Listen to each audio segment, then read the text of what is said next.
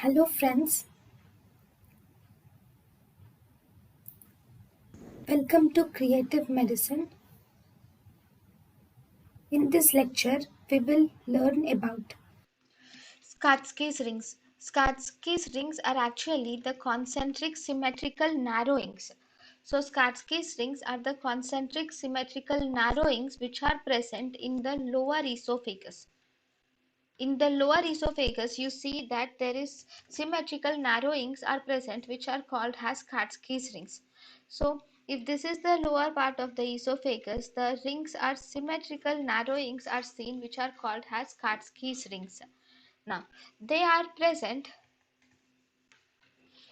exactly at the squamo-columnar junction of gastroesophageal junction, and thus they involves the mucosa and submucosa. So Schatzki's rings are present at gastroesophageal junction mainly, and they will involve the only mucosa and submucosa.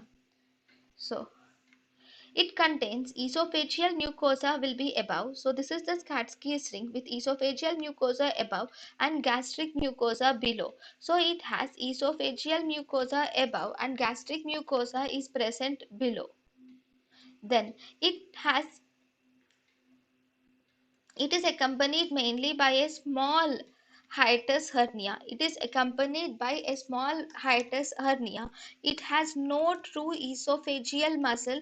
It has no muscle. It has only the gastric mucosa is present. I mean mucosa and submucosa is only present. There is no muscle, and it is not associated with esophagitis or any symptoms related to esophagitis.